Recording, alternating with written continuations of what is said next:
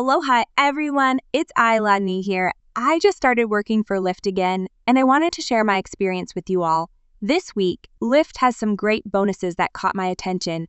If I complete 35 rides, I'll get an $85 bonus. And if I manage to get 20 more rides after that, there's an additional $135 waiting for me. It's a pretty good incentive, right? One thing I don't like about the Lyft app, though, is that it forces you to navigate using your car's display. It just isn't as good on the car display. Personally, I find Uber's app much smoother and easier to use. However, Uber doesn't have any bonuses this week, so that's another reason why I'm focusing on Lyft. I've noticed that with Lyft, I tend to get fewer rides compared to Uber, but I'm hopeful that these bonuses will make up for that. It's all about balancing what works best for you as a driver and maximizing your earnings. So I'll be tracking my progress throughout the week and sharing how it goes. I'll keep you updated on the number of rides I get and whether or not I hit those bonus targets if you guys ask, share, like, and subscribe. Please keep in mind this video is for the week of July 22-25, 2024. As you might have noticed, the average wait for a ride is about 3 to 6 minutes. And there were only 32 rides given in the last hour. This really highlights how slow Lyft can be, especially at almost 11 a.m. on a Monday morning. I might not hit those bonus targets, but I'm still going to give it a try. Lyft also has these bonus times. If you notice, it says 10% turbo is active. I believe that means for every ride, you'll earn 10% more than usual. I've seen these bonuses go up to 30% in the past. I'll be posting how much I earn on my upcoming ride and taking you along on that journey with me.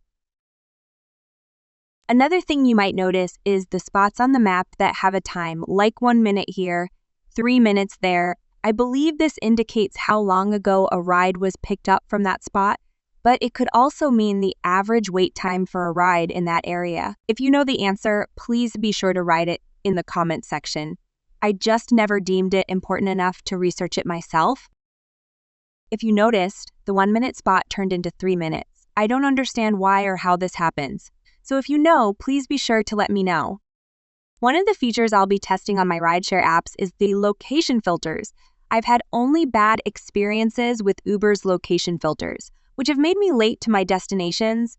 Fortunately, not for anything crucial like work. So far, Lyft has been good. It prioritizes the location but still offers the option to accept rides that could cause delays. Lyft is great because it shows you the pickup location and destination before you accept a ride. You'll see when the next ride request comes in, Lyft provides 2 location filters, and if you level up in their tiered system, you can earn even more. I'll discuss that more in a later video. One of the things I love about driving for rideshare is that I get to visit different parts of the island. Don't get me wrong, most of the rides are between Waikiki and downtown. I rarely get rides out to Waianae or the North Shore. Today was a beautiful day, and sometimes I just want to stop and stay at the beach for a while. I might just do that tomorrow. I'll be packing swim clothes and a fishing pole just in case. So the ride notification will happen soon. Pay attention because you have to read everything quickly to decide if you're going to take the ride or not. Most of the time, I take every ride, but I didn't take one earlier because it was going to have me pick up the passenger in Mililani, and I was at Red Hill when I got the request. I had just sat in traffic in Pearl City on the freeway due to a car accident, and I didn't want to risk sitting in that traffic again. I blocked out the rider's face for privacy reasons. This rider has a perfect score of 5.0, which gives me an idea of what to expect from this ride.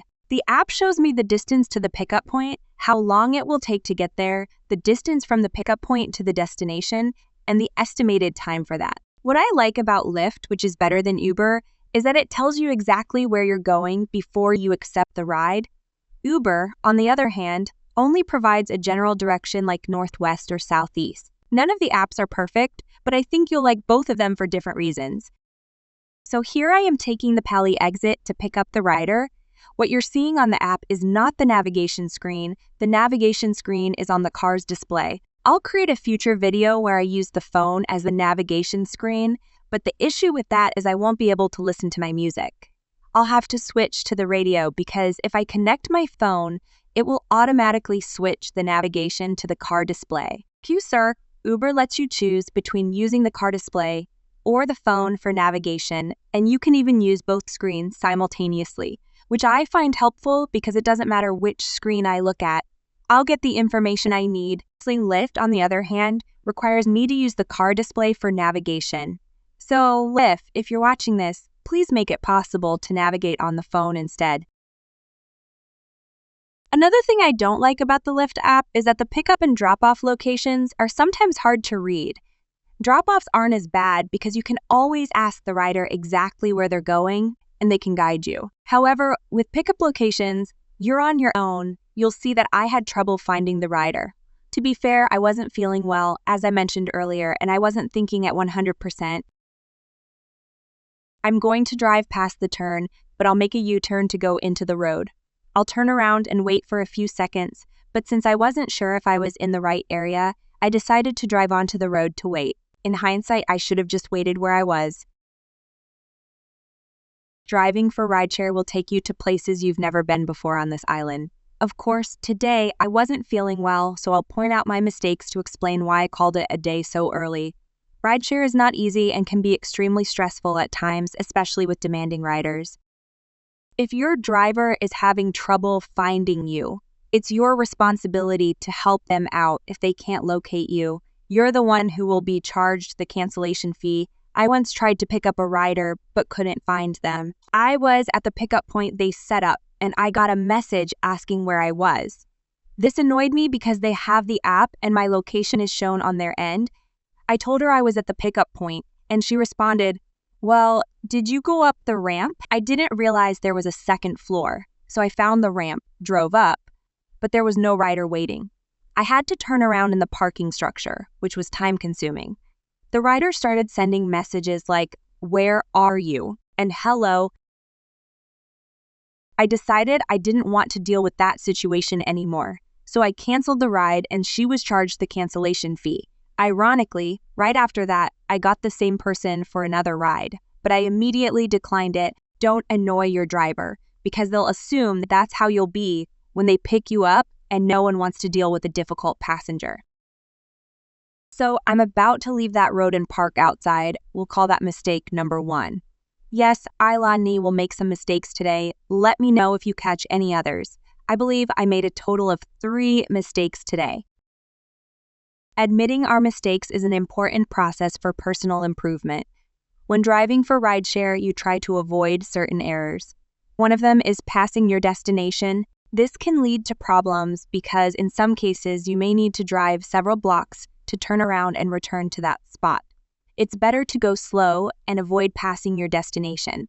Even better, ask the rider where exactly they want to be dropped off to avoid any confusion. The app might indicate that you should drop them off on the right side of the road, but the rider might actually want to be dropped off on the left side. You'll see an example of this mistake very soon. Another thing most rideshare drivers dislike is having to wait for riders.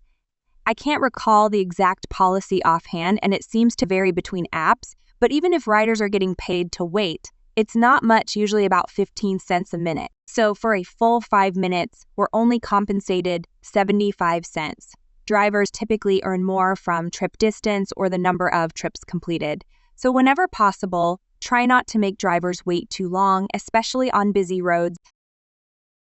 I'm courteous to other drivers and try not to hold up traffic when picking up or dropping off customers. There have been a few times where I got tricked. For example, once at Don Quijote, a single Japanese woman waved me over. The road was busy, but I thought one person would be quick. So I stopped, and she opened the back door and told me to wait while signaling her friends with a wagon full of stuff. I ended up stuck there because the woman had my back door open and I couldn't move out of the main driveway. Okay, so I lowered the app screen to hide the rider's name, and then I hid it completely because I was switching to my last ride. That screen had a lot of information, and I didn't want to spend the time trying to hide it all, so I decided to just hide the screen for that section, pay attention to the map and the direction I'm driving. To be fair, I was focusing more on the road and what was happening around me than on the app. The construction meant I had to be extra alert. When the van in front started slowing down to a stop, I was unsure of their intentions. That's when I realized I needed to make a sharp left turn. Thankfully, the roads in Hawaii are somewhat forgiving, so I was still able to make it to the destination going in the direction we were headed. This was mistake number 2, because if I had made that sharp turn, it might have been a smoother route. However, this mistake turned out to be faster, even though the distance was longer. The ride time went from 11 minutes to 9 minutes, and the distance increased from 3.4 miles to 3.8 miles. So, was this actually a good mistake? No matter how many times I drive the roads in this area, I still feel a bit lost. There are a lot of car accidents here, so I'm very cautious. I've learned that there are many blind spots where cars might not see you when making certain turns. You can't hear it, but today NPR was mostly talking about Biden potentially stepping down from the upcoming election and Kamala Harris replacing him. This intersection here is sketchy, and I've seen accidents here before as well. I'm not sure if it's because I'm on the road so often that I happen to see a lot of accidents or if it's just a particularly dangerous spot. I just realized that I was listening to NPR today, so I could have used the phone for navigation after all. I'll definitely post a video showing the navigation from the phone. I'll also make a video of the car display one day to show you how much of a difference it is. If you notice the construction crane in the background, we often joke that it should be the state bird because you see those cranes everywhere. Sadly, the buildings keep getting taller and taller, and the concrete jungle continues to grow. That's kind of the reason I started this channel, to show you the changes that Hawaii goes through over a short period of time. As the skyline gets closer to completion and the stadiums face eventual teardown, times in Hawaii are constantly changing. This intersection coming up on Ward Avenue is well known for accidents. There's at least one accident a week at this spot. I used to live on Ward Avenue and would often watch the post-accident cleanups, so I'm very careful when navigating this intersection. I think the most common drives you see in my NSA Drive videos are all on the freeway. The app always defaults to the fastest or most efficient route to your destination. My goal is to post at least one video a month, with a target of once a week. Sadly, I fell short of that, so this will be my first video for July. The freeway helps speed things up, especially when there's no traffic. People often argue that the traffic where they're from is worse, but I'm going to avoid making that comparison. Thankfully, the traffic was flowing well today. This leads me to another common issue I run in: riders blaming me for them being late. I'm sorry, but I took the ride and arrived as quickly as I could. If you're late, that's on you for not planning ahead. I have no control over traffic conditions. If you're running late, you should have ordered the ride earlier. Ironically, there are riders who will show up right before their 5-minute grace period is up and still blame me for making them late. I actually told one rider directly that if she hadn't been 5 minutes late for pickup, she wouldn't have been 5 minutes late for drop-off. I'm sure she rated me poorly for that. Today's earnings weren't much. I made just over $30 for 2.5 hours of work. Normally, I average $30 an hour, but that's with Uber, not Lyft. I'm not sure what my average will be with Lyft, but by the end of this video, you'll see that Lyft is much more transparent about earnings compared to Uber. The issue today was that I started in Haleiwa, which isn't a great spot for rideshare in the morning. Around lunchtime and a little past sunset, you're more likely to get ride requests that take you all the way to Waikiki. In some cases, you can make $60 an hour with those long-distance rides.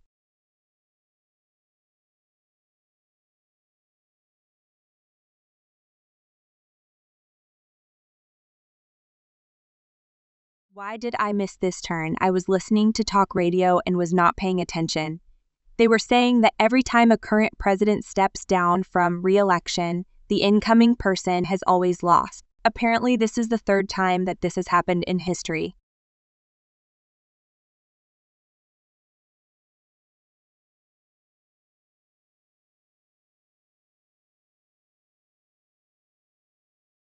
So, I was supposed to take the university cutoff.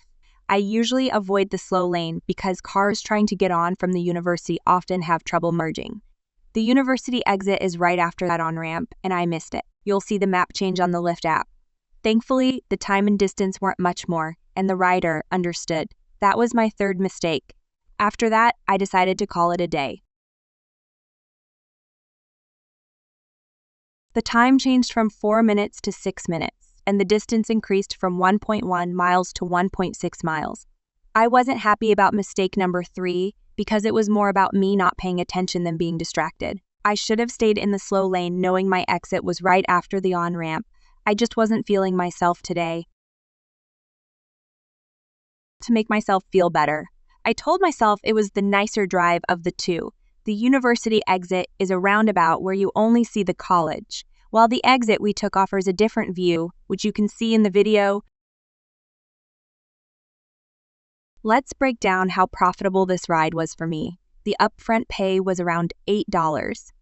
It took me 4 minutes to pick up the rider, and I drove 4 miles to the pickup location. I'm not sure if that distance includes the wait time. It's a great start because you're not wasting time and gas getting to the pickup point. The ride to the destination took 13.5 minutes and covered 4.85 miles. So in total, it took 17 minutes and a distance of 8.85 miles. I earned $8 plus a $2 tip, totaling $10. Yes, it was worth taking. To top it off, I was almost home with that ride, so I took a long nap when I got back. It might sound like a lot of money, but keep in mind that you need to use those earnings for gas, maintenance, and other expenses, which reduce your actual take-home pay. For instance, oil changes are more frequent with higher mileage. Each oil change for my car ranges from $90 to $135. Tires also wear out faster, and I need new ones soon. I'm trying to save up for that, but I also have my registration due at the end of this month, which costs about $440. I will not be able to drive without that, so that needs to be paid. Another issue is that you can be suspended from driving at any time without warning. I've faced multiple occasions where I couldn't drive due to background check issues, which didn't make sense to me since others I know haven't had this problem. If you get into an accident, they might suspend you until you can prove your vehicle doesn't have serious cosmetic damage. It's a great side job, but it's not always reliable. That's why it's beneficial to have both rideshare apps. If Uber temporarily suspends you, you can switch to Lyft and vice versa. I've tried delivering for Uber Eats, but I find it challenging when you need to pick up from a restaurant with no parking.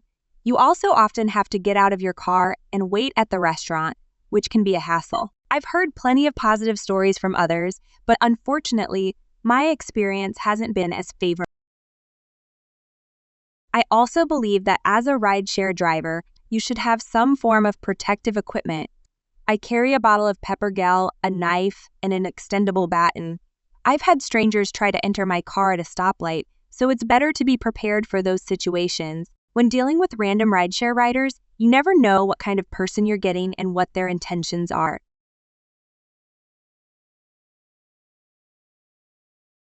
Once, I picked up a rider, and as soon as I picked him up, the app said we were at the drop-off location.